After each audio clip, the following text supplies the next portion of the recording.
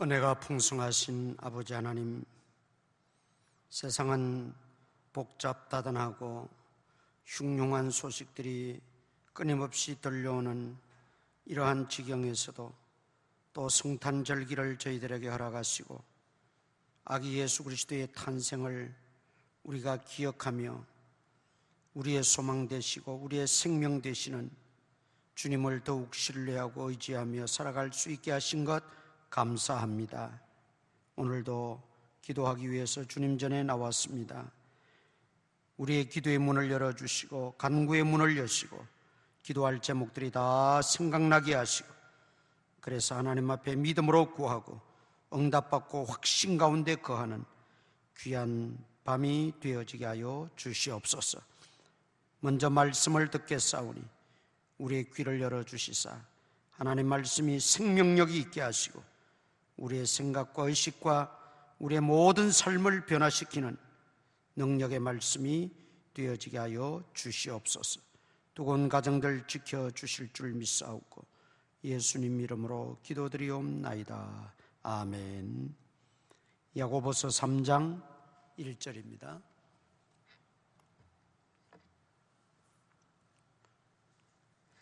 야고보서 3장 1절에서 12절까지 한 절씩 교독하겠습니다.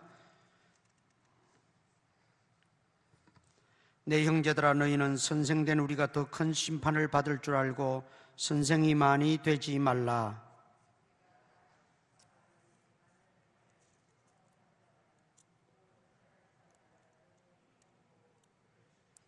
우리가 말들의 입에 재갈 물리는 것은 우리에게 순종하게 하려고 그 온몸을 제어하는 것이라.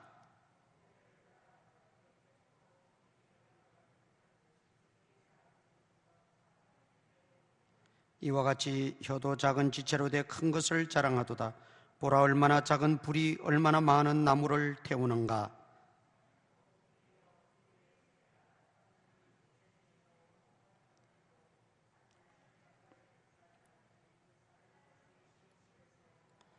여러 종류의 짐승과 새와 벌레와 바다의 생물은 다 사람이 길들일 수 있고 길들여 왔거니와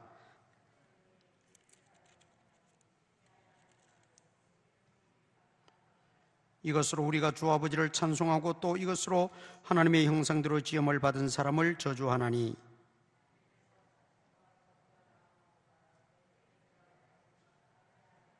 샘이 한 구멍으로 어찌 단물과 썬물을 내겠느냐. 내 형제들아, 어찌 무화과나무가 감람 열매를 포도나무가 무화과를 맺겠느냐. 이와 같이 짠물이 단물을 내지 못하느니라. 아멘. 지난 금요일에 이어서 말에 실수가 없게 하라, 또 말에 실수가 없는 자라면 온전한 사람이다, 그렇게 말씀하고 있습니다. 특별히 우리 그리스도인들의 언어 생활은 단순한 말, 단순한 의사소통에만 그치는 것이 아니라 영적인 힘이 있고 하나님과 연결되어지기 때문에 우리 그리스도인의 말은 더욱 신중해야 되고 또 우리 말에 실수가 없어야 된다 하는 것을 기억해야 됩니다. 먼저 우리가 언어의 속성을 살펴보면 언어는 인간만의 전유물이지요. 하나님은 우주 만물을 지으시고 모든 생명체를 지으시고 그 중에 만물의 영장으로 우리 사람을 지으셨습니다. 그리고 우리에게 특별한 아주 귀한 선물을 주셨는데 그것이 바로 상대방과 대화할 수 있는 언어 체계를 허락해 주셨다는 것이지요. 많은 동물학자들은 동물들에게도 서로의 통하는 언어가 있다고 하지만 여러분, 그것은 그들만의 한정된 문제이지 우리 사람처럼 말을 하고 또 소통을 나누고 더 나아가서 발전된 언어 생활도 하고 하는 이런 경우는 우리 인간만이 유일한 것이죠. 그러면 하나님께서 왜 다른 생명체와는 달리 우리 인간들에게 소통하고 표현하고 대화할 수 있는 언어 체계를 허락하셨을까요? 하나님은 만물을 다 만드시고 해와 달과 별들도 하나님의 영광을 선포한다고 했습니다. 그러나 특별히 만물의 영장되는 우리 인간을 통해서 하나님은 영광 받으시기를 기뻐하십니다. 찬양 받으시기를 기뻐하십니다. 경배 받으시기를 기뻐하신다는 거죠. 그래서 우리 인간이 드리는 찬양과 경배, 영광, 이 모든 것들의 최고의 수단이 뭐냐? 바로 언어라는 것입니다. 물론 몸짓을 통해서도 하나님 앞에 찬양과 경배, 영광을 돌릴 수 있습니다. 그러나 우리 인생이, 우리 인간이 하나님께 찬양, 경배 드리는 최고의 그 수단, 그것은 다름 아닌 언어입니다. 하나님은 이렇게 우리 인간들과 소통하기를 원하셨다는 것이죠. 대화하기를 원하셨다는 것이죠. 우리에게 하나님이 친히 말씀하시고, 그 말씀을 통하여 우리가 깨닫고 또 우리의 말을 통해서 찬양이든 그것이 어떤 표현이든 간에 그 언어가 수단이 되어서 하나님께 영광을 돌리고 하나님을 기쁘시게 하는 것, 하나님은 그걸 원하셨기 때문에 다른 생명체에는 없는 우리 인간에게 그 언어 수단을 주셨다는 것입니다. 동시에 우리가 말을 하게 하셨다, 우리에게 소통할 수 있는 이 언어 체계를 주셨다는 것은 하나님과 우리가 깊은 대화, 깊은 그런 영적인 찬양, 그것이 우리에게 반드시 있어야 된다는 것을 의미하고 있습니다. 영적인 대화가 뭡니까? 바로 기도입니다. 하나님과 날마다 소통하고 영적인 대화를 나누는 것, 그게 기도라는 거죠. 이것을 일찍이 깨달았던 모세나 이삭이나 또 다니엘이나 다윗 같은 인물들 보세요. 하루에 3번씩 시간을 정해놓고 하나님과의 그 영적 교제, 영적 소통, 영적인 대화를 게을리하지 않았던 것을 볼 수 있습니다. 반면에 우리에게 이렇게 귀한 언어 체계를 주셨는데 하나님을 거역하고 하나님을 배신할 때 하나님께서 내린 심판이 뭡니까? 노아 홍수 이후에 가장 인류에게 큰 심판은 언어를 혼잡케 해버렸다는 것입니다. 그게 바로 바벨탑 사건 아니겠습니까? 언어를 혼잡케 하셨다는 것은 다시 표현하면 언어의 타락이 있었다는 의미이기도 합니다. 거기에 내용의 성경에 보면 탑을 높게 쌓아서 다시는 하나님의 심판을 우리가 자초하지 말자, 하나님의 심판을 받지 말자, 흩어짐을 면하자, 이런 말들은 그냥 하는 말 같지만은 그것은 하나님의 섭리에 대하여 도전하는 말이고 하나님의 그 전능하심에 대해서 반역하는 말이죠. 아주 무서운 말입니다. 악한 말입니다. 그러기에 하나님께서는 그들의 언어의 타락을 보고 언어로 심판하셨다 하는 것이죠.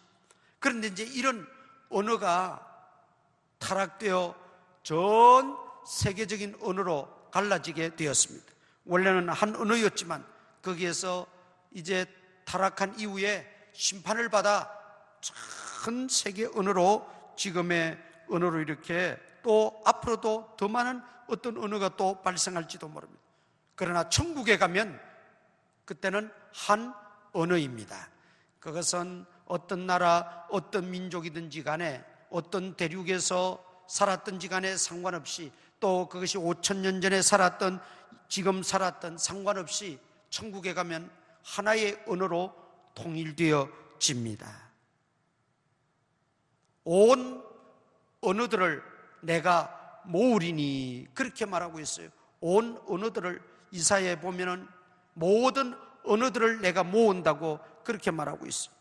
그 말은 모든 언어, 전 세계 언어와 방언을 사용하는 많은 사람들을 하나님께서는 모으신다. 그 반대는 뭡니까? 온 언어를 사용하는 자들을 그 말대로 심판하신다, 그런 의미도 담겨져 있습니다.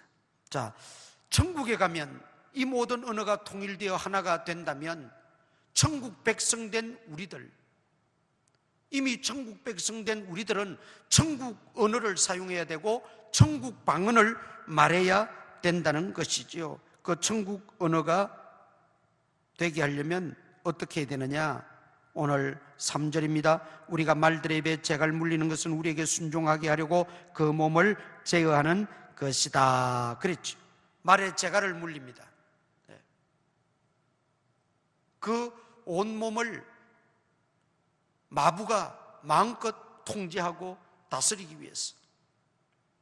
말에 재갈을 물리지 않으면 말이 길을 가다가 풀을 보면 뜯어 먹으려고, 또 먹을 것이 있으면, 냄새 맡을 것이 있으면 기웃기웃합니다. 그러면 말이 통제가 안 됩니다. 그러나 재갈을 물려놓으면 아예 먹을 수 없다는 걸 생각하기 때문에 아예 곁눈질도 하지 않고 마부가 이끄는 대로 곧장 가게 되는 것이죠. 마찬가지로 오늘 우리가 천국 언어를 사용하기 위해서는 첫째, 재갈 물리는 훈련, 즉 언어의 훈련이 필요하다는 것입니다. 좋은 언어는 그만큼의 훈련에 의해서 발생되어지는 것입니다. 그리스도인이 하나님께 영광 돌리는 언어를 하기 위해서는 그만큼 은혜로운 말, 덕을 세우는 말, 유익한 말, 참된 말, 진실한 말, 이것들을 많이 계속적으로 반복하고 훈련하게 되어질 때 자연히 천국 언어가 되어질 수 있다는 말이죠. 그래서 우리는 천국 언어, 천국 방언을 사용할 수 있도록 우리 자신을 쳐서 복종시키고 우리 입에 재갈을 물리고 우리 언어가 천국말이 되도록 훈련을 계속 쌓아가야 됩니다. 오늘 본문에 보니까 혀는 무서운 무기와 같다고 말하고 있어요. 큰 힘이 있고 무서운 무기와 같다. 4절, 또 배를 보라. 그렇게 크고 광풍에 밀려가는 것들을 지극히 작은 키로서 사공의 뜻대로 운행하나니. 여러분, 몇만 톤, 몇십만 톤 되는 그 큰 배도 선장의 앞에 보면 조그마한 자동차 운전대만한 키가 이렇게 있어요. 요즘은 그거보다 더 작아졌어요. 그 작은 것이지만은 선장이 움직이는 것에 따라서 그 큰 덩치의 배들이 움직인다는 것이죠. 혀에는 힘이 있고 능력이 있다는 것입니다. 그 힘과 능력이 천국 언어요, 천국 방언일 때는 그것이 좋은 결과를 낳지만은 그렇지 않을 때는 악한 영향력을 끼치게 된다는 것입니다. 그래서 혀는 무서운 무기가 되는 것입니다. 또 5절에 뭐라고 말합니까? 5절에 보면 이와 같이 혀도 작은 지체로 돼 큰 것을 자랑하도다. 보라, 얼마나 작은 불이 얼마나 나무를 태우는가. 혀는 곧 불이요 그랬어요. 불과 같은 그런 위력이 있다는 것이죠. 무시무시한 무기입니다.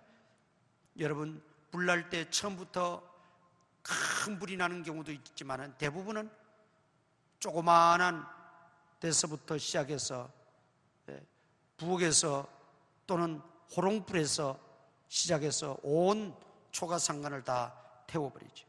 작게 시작해서 크게 삼켜버립니다.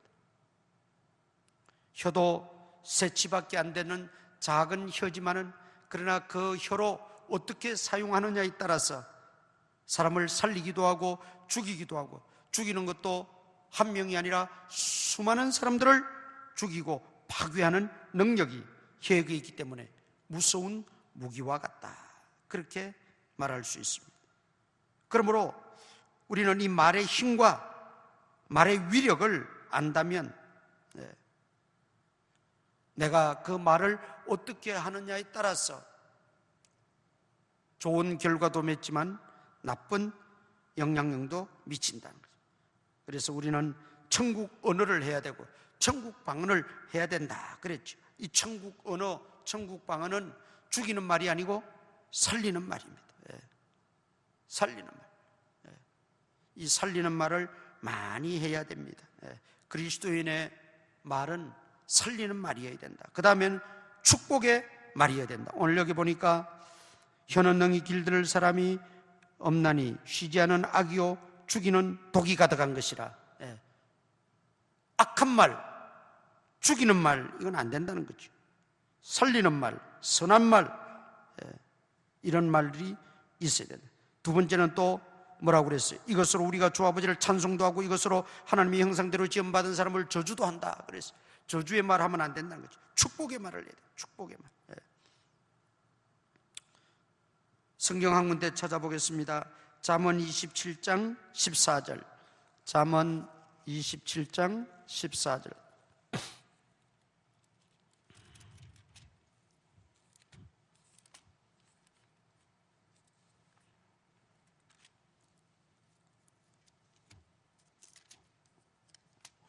우리 다 같이 찾아서 잠언 27장 14절 다 같이 읽겠습니다. 시작. 이른 아침에 큰 소리로 자기 이웃을 축복하면 도리어 저주같이 여기게 되리라. 자, 이게 말의 형편입니다. 우리가 시간과 때와 장소와 그 형편을 살펴서 말을 해야 된다. 축복의 말도 그것을 어기면 저주처럼 되고, 또 심지어 저주까지는 안 가지만 대충 하는 말도 그 분위기를 잘 파악하고 하면 그것이 오히려 유익하게 들릴 수도 있다는 말이죠. 축복의 말은 얼마나 귀하고 소중한 것입니까? 그런데 우리가 말을 함부로 하게 되면 그 축복의 말도 오히려 저주의 말처럼 들릴 수 있다. 그렇게 말하고 있습니다. 그 다음 베드로전서 3장 9절 찾아보겠습니다. 베드로전서 3장 9절.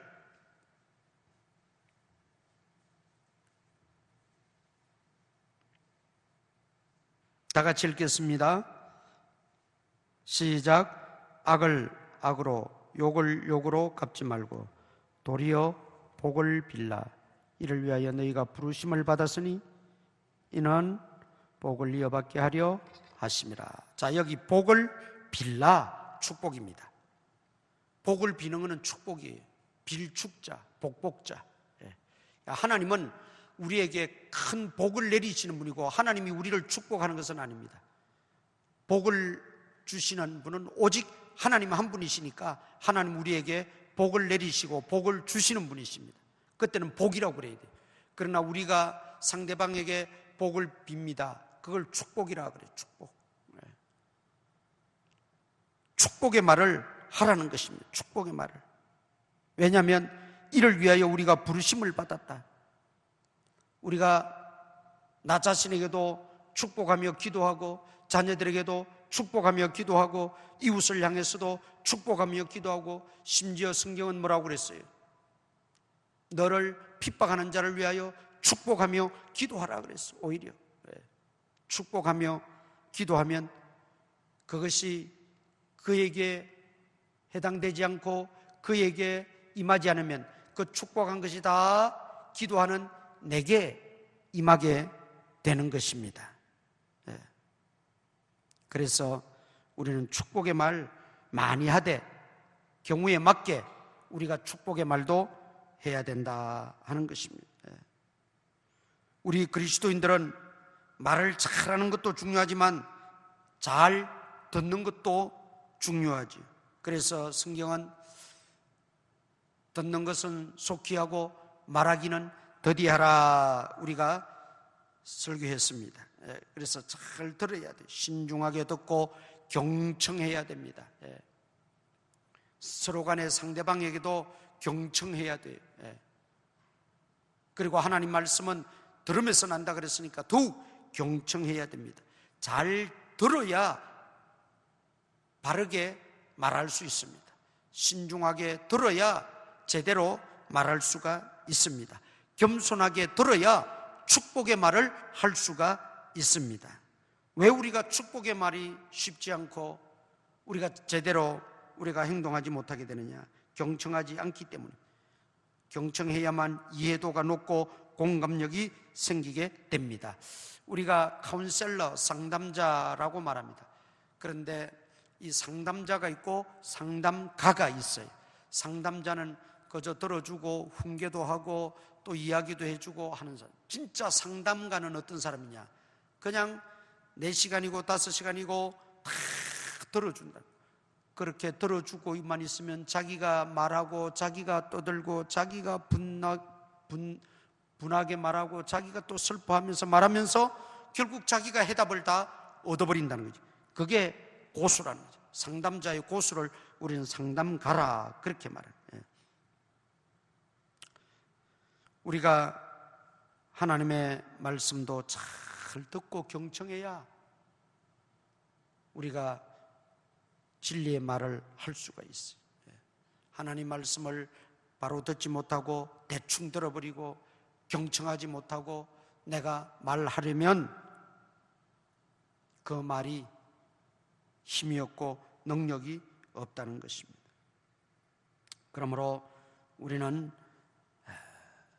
전달하는 데만 급급하지 말고 내가 먼저 말을 내뱉고 내가 말을 하려고 하는데 급급하지 말고 우리 그리스도인들은 말을 잘 들어야 된다. 왜냐하면 오늘 본문에 보니까 이 말은 여기 보니까 하나님의 형상대로 지음을 받은 사람을 저주하나니 한 입에서 찬송과 저주가 나오는도다. 형제들아 이것이 마땅하지 아니하니라. 12절에는 내 형제들 어찌 무화과나무가 감람열매를 포도나무가 무화과를 맺겠느냐. 이 말은 뭡니까? 말은 흔적이 남는다는 거예요. 무화과나무를 심으면 그 무화과나무가 자라고 열매를 맺어서 무화과나무인 것을 스스로 증명하는 것이죠. 무화과나무에서 포도 열매를 기대해서도 안 되고 열릴 리도 없어요. 포도나무는 포도 열매, 무화과나무는 무화과 열매, 그것이 흔적이라는 거죠. 무화과 열매를 보면서 우리가 그곳에 가서 무화과 열매가 몇 그루 있는지, 무화과 나무가 몇 그루 있는지 일일이 확인을 안 해도 누가 그 포도원에 갔던 사람이 포도를 따준다든지 무화과 열매를 따줘서 우리가 먹으면서 아하, 거기에 무화과 나무가 있구나, 거기에 포도나무가 심겨져 있구나 안다는 거지. 왜? 그 열매를 통해서 그 흔적을 우리는 알 수 있다는 거지. 가서 눈으로 확인하면 더 말할 것도 없지만 심지어 그곳에 가지 않아도 그 열매를 통해서 우리는 무화과 나무가 존재하는 흔적을 알게 되고 포도나무가 있음을 우리가 알게 되듯이 말이라는 것은 내가 여기에서 말하지만 그 흔적은 남았어. 저 서울에서도 저 외국에서도 심지어 하나님 나라 하나님의 귀에도 흔적은 다 남긴다는 것이죠. 그래서 이 말은 우리가 천국말을 해야 되고 그리스도인으로서의 그 온전한 말을 할 수 있도록 해야 된다는 것이죠. 우리가 요즘 세계화가 되다 보니까 남미에서도 바나나가 오고 뭐 저 동남아에서도 오고 또 뭐 멜론이 오고 여러 가지 옵니다. 그 우리가 먹으면서 어떨 때는 아, 이게 남미의 페루산이구나, 또 이거는 어디에서 왔구나. 우리가 그걸 확인을 하면서 먹으면서 어떤 생각을 가집니까? 남미에서는 이게 왜 생산될까? 이런 생각은 안 해요. 그냥 남미의 페루에 이렇게 포도가 많이 맺히고 포도가 맛있구나. 우리가 그 포도밭에 가본 적이 없어요. 그 포도나무 그럼 한 번 줘본 적도 없어요. 그런데 그 나무는 그 먼 이국만리 땅 페루에 심겨졌지만은 흔적을 남기는 거예요. 그 나무 한 그루에서도 맺히는 포도 열매를 통해서 무화과 나무의 그 무화과 열매를 통해서 흔적을 남기는 거예요. 우리 말이 그렇다는 것입니다. 우리 인간의 말이 흔적을 남긴다. 내가 여기 살면서 여기서 한마디 내뱉지만 그 말은 흔적을 남기는 거예요. 그 말이 흘러 멀리까지 심지어 천국에까지 이르러서 하나님의 귀에 들리는 거예요. 그래서 모세 시대 광야에서 이스라엘 백성들이 광야에서 얼마나 많은 불평을 하고 원망을 내뱉었어요. 그런데 그것이 그 순간, 그 시간 자기들끼리 그 광야에서만 머물고 끝나는 줄 알았어요. 그런데 성경은 뭐라고 말합니까? 하나님께서 내가 너희의 말한 대로 다 행하리라. 내가 너희의 말한 대로 다 행하리라. 그 말이 하나님 앞에까지 상달되었다는 거죠. 여러분, 우리의 간절한 기도와 우리의 뜨거운 찬양과 우리의 그 열심 있는 헌신과 우리의 하나님을 경배하고 영광 돌리는 그 입술이 하나님 앞에 상달되어서 기억하신 바가 되어야지, 어찌 원망하고 불평하고 비난하고 욕하고 저주하는 이런 말들이 하나님 앞에 상달해서 기억하신 바가 되면 되겠느냐 이 말이지. 우리가 그 모세 시대의 광야의 삶을 통해서 우리가 거기서 얻을 수 있는 교훈이 수없이 많지만은 오늘 우리 그리스도인의 말과 관련해서 생각할 때 그들은 말로서 자기들이 결국 자기들에게 굴레를 덮어씌워서 광야에서 다 멸망하고 죽고 말았던 거예요. 쉽게 말하면 자신들이 내뱉은 말대로 되고 말았다, 그 말입니다. 얼마나 이 현상이 우리에게 큰 경고를 가져다 주는지 몰라요. 그래서 우리는 하나님께서 특별히 우리 인간에게만 이런 언어체계를 주셔서 하나님을 찬양하고 하나님께 경배드리고 하나님께 기도하고 하나님과 늘 영적으로 소통을 나누고, 그리고 그 말로서 또 은혜로운 말, 덕을 세우는 말, 유익한 말, 천국의 말, 살리는 말, 진실한 말 해서 하나님께 영광을 돌리고 하나님은 그 모든 것들을 통해서 영광을 받으시기 위해서 우리에게 이런 언어 체계를 주셨다는 거예요. 그렇다면 하나님이 주신 것에 대해서 우리는 반역하지 않고 정말 올바르게 우리 혀를 사용함으로, 아까도 말씀드린 것처럼 천국 백성 된 우리들은 가장 먼저 변화를 받아야 될 것이 바로 우리의 입술이라 그랬어요. 그렇다면 천국 말, 천국의 말, 천국방은 우리가 많이 할 수 있도록 날마다 우리 자신을 쳐서 복종시키는 저와 여러분 다 될 수 있기를 축원합니다. 우리 찬송가 88장 찬송 부르고 한번 통성으로 기도하시면서 오늘 주신 말씀, 내게 주시는 말씀으로 받고 간절히 한번 기도하고 은혜를 받으시기를 바랍니다.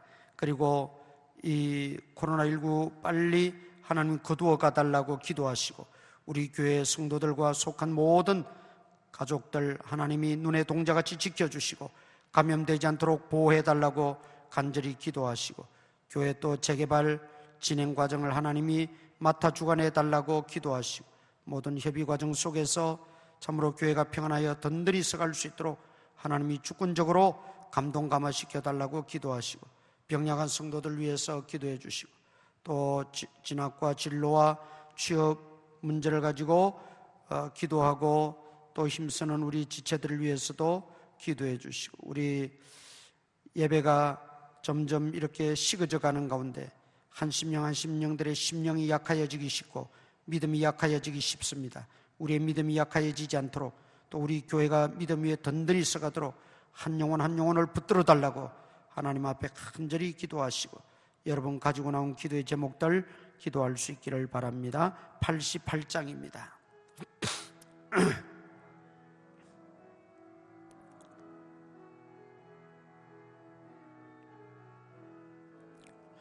내 진정 사모하는 친구가 되시는 구주 예수님은 아름다워라.